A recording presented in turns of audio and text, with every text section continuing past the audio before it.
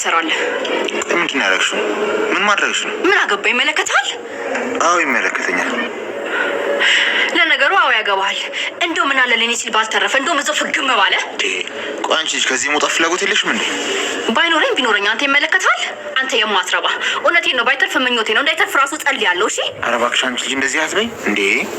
ገና ልጅነትሽን እንኳን በስርዓቱ አልኖርሽም አይደል እንዴ? እባክህ ዞር በል ከዚህ። ሲጀመር አንተ መሆንን ባቅኖሩ አልመጣም ነበር።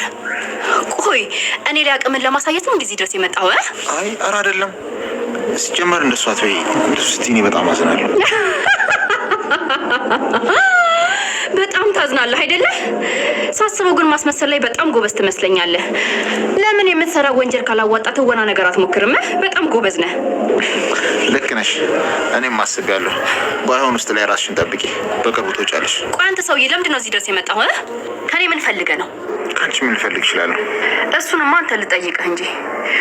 ቆይ እኔም በመጠየቅ ሰበብ እዚህ ድረስ ያመጣህ ነገር ምንድን ነው? ምንም። ምን ሊሆን ይችላል? ያው የሚስት ቤተሰቦች ናችሁ። ስለዚህ እናንተን የመጠየቅና የመንከባከብ ግዴታና ኃላፊነት አለብኝ። አስመሳይ! ቆይ ግን ምን አይነት ሰው ነህ? ትሰማኛለህ? ሁለተኛ እዚህ ድርሽ እንዳትል እሺ? ነግሬሃለሁ። ቆይ እንጂ እንዴ! መቼ አውርቼ ጨረስኩና ነው የምትሄጂው?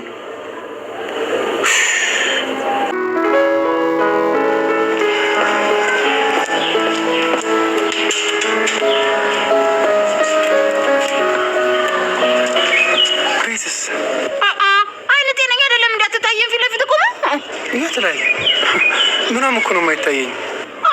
ቤዚ ናት እኮ የታለች? ምንም እኮ እየታየኝ አይደለም።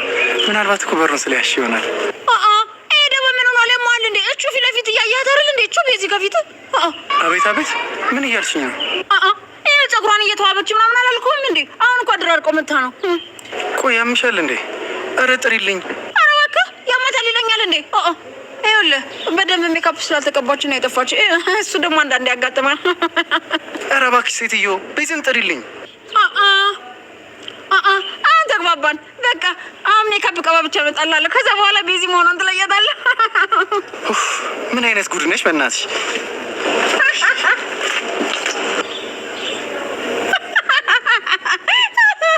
እሰይ ሰራሁልሽ። እንዴት ድሮን ሳገኝ ልጫወትባችሁ እንጂ ያቺ ጽያለች እኮ ምንም አታስተነፍሰኝም። እንደው ምን አለበት እዛው እስር ቤት ባለችበት አንዱን ጥበቃ ግብታ እዛው አትወጪም ብሎ ቁጭ ባደረጋት። እንጂ ማድረባ ያፌት ጽዮንን ለማስፈታት ደፋ ቀና እያለ ነው። ነገር ግን አቤል አመልክቶ እሷን እንዳሳሰራት አያውቅም ነበር። አቤል ጋር ሄዶ ቃልህን መስጠት አለብህ ፖሊስ ጣባ ሄደ። ማን እንዳመለከተባት ባይታወቅም በአሁን ሰዓት ላይ ግን ምንም እንዳልተፈጠረ ሆነ እሷን ማስፈታት ይኖርብናል እያለው ነበር። ታዲያ አቤል በአንተ ሀሳብ አልስማማም። አሁን እንደውም ለየት ያለ ምግብ እንዲሰጠኝ እፈልጋለሁ። ከዚህ በፊት እንደ ሰራተኛ ባለቤትህም እያዘዘችኝ ነበር። አንዴ ውሃ አንጪ፣ አንዴ ሪሞት አንጪ እያለችኝ ነበር። ወይ ደግሞ ለእኔም ለብቻዬ ሰራተኛ ይቀጠርልኝ። እኔ ቶሎ ማገገም እፈልጋለሁ። ደግሞም አለቃ መሆን በጣም ነው ደስ የሚለው። እኔ እንዳንተ መሆን ነው የምፈልገው። ቁጭ ብሎ ማዘዝ በጣም ደስ ይላል እያለው እያሾፈበት ነበር። ታዲያ አቤል ከያፌት ምንድን ነው የተማረው? ልጅ ውሎውን ይመስላል ቤተሰቡን ይመስላል የሚባለውም በምክንያት ነው። አሁን ላይ ያፌት የሚሰራውን ስራ መስራት ነው የሚፈልገው። ታዲያ በዚህ እድሜው ያፌት የሚሰራውን ስራ መስራት ለሱስ ተገቢ ነው ወይ? ልጆች እንግዲህ አዋዋላቸውን ይወስናሉ የሚባለውም አባባል ለዚህ ነው የሚጠቅመው። አቤል በዚህ በልጅነቱ ጨካኝና ሀረመኔ ወጥቶታል። ጽዮን ላይ እያደረሰ ያለው እንዲሁም ደግሞ ኤፍራታን እዛ ቤት ውስጥ እያሰቃያት ነው ያለው። በተቃራኒው ግን እሷ እንደምታዝና እንደምታሰቃየው ነበር አስመስሎ ለያፌት ሲናገር የነበረው። ሉሊት ቤዛ ስለታሰረች በጣም ደስ ብሏታል። አሁን ላይ ምን አለበት እኔ ብቻ እዚህ ቤት ውስጥ ብኖር፣ እናም ደግሞ ቤዛም የሆነ ሰው ወቅታ እዛው ብትቀር ምን አለበት፣ እንዴት ደስ ይላል የቤት ባለቤት መሆን እያለች እንግዲህ ሙድ እየያዘች ነበረ። የቤዛ ጓደኛም ላይ ማለት ነው። እሱ ካሁን በኋላ ፍቅሬን እስከ መቼ ድረስ ነው የምጠብቀው? ከህይወቴ የወጣችን ሴት ዳግመኛ አገናኝተኛል። ስለዚህ ዛሬን ማለፍ የለበትም ፍቅሬን ለሷ መናገር ማፍረጥ አለብኝ ብሎ ወደ እሷ ቤት አቅንቶ ነበር። ቤዛ ጽዮንና ናታንን ለመጠየቅ ወደ እስር ቤት አቅንታ ነበር። ታዲያ ፉአድ በዛ አጋጣሚ ነበር የመጣው። ሉሊት ነበረች ቤት ውስጥ የነበረችው። ከዛም በኋላ ሉሊት በር ከፍታ እሱን መሆኑን አየች። ከዛ በኋላ ማንም ቤት ውስጥ እንደሌለ ስለምታውቅ በህይወቱ ነበር የተጫወተችው። ቤዛን የፈለግከው እሺ እጠራልሃለሁ፣ ግን ደግሞ ሻወር ቤት ነው ያለችው፣ ስትጨርስ እጠራልሃለሁ ብላው ነበር። ከዛ በኋላ መጥረጊያ ይዛ ወጥታ እችውትና ቤዛ አሁን ጨርሳለች፣ ቆንጆ ሆና መታለች፣ ይኸው አናግራት ስትለው ነበር። እሱ ደግሞ እውነት አልመሰለውም። ወደ ውስጥ ሲያያት እሷ የለችም።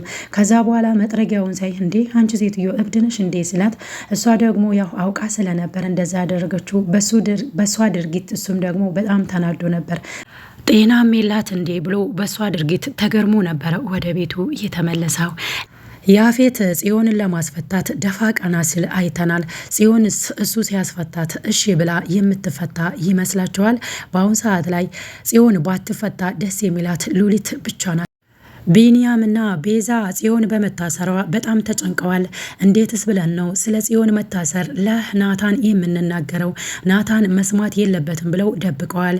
ታዲያ በአሁኑ ሰዓት ላይ ያፌት ጽዮንን ቢያስፈታ ቢንያምና ቤዛ በጣም ደስ ይላቸዋል።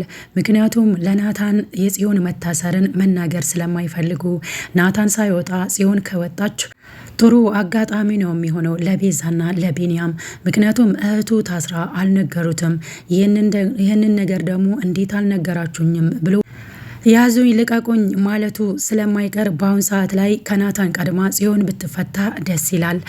ጽዮን ያፌት ካስፈታት ምናልባት ሌላ መዘዝ ይዞባት ይመጣ ይሆን? እሷም ደግሞ እንድታስፈታኝ አልፈልግም ብላ ማናገር እንኳን አልፈለገችም። ጥላው ነው የሄደችው። እሱ ግን የባለቤቴ ቤተሰብ ናችሁ፣ ለዛ ነው ግዴታ ስላለብኝ ነው መጥቼም የጠየቅኩሽ ብሏታል። በዚህ ሁኔታ ግን ጽዮን እሺ ብላ ያፌት ነው ያስፈታሽ ካሏት ላትወጣም ትችላለች ከእስር ቤት ማለት ነው። ሌላኛውና ዋነኛው ነገር እንግዲህ የትዝታ ጉዳይ ነው።